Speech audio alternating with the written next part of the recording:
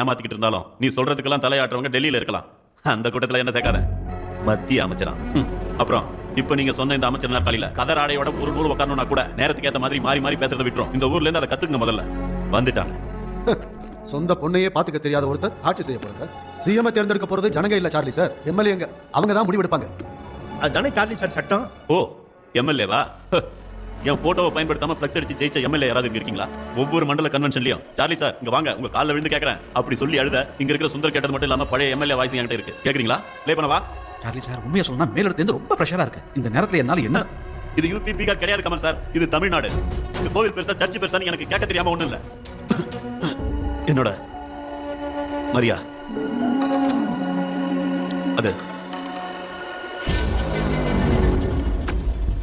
கேபினெட்லயும் போர்ட்லயும் 3ல 2 பதவியில நான் சொல்றவங்க தான்.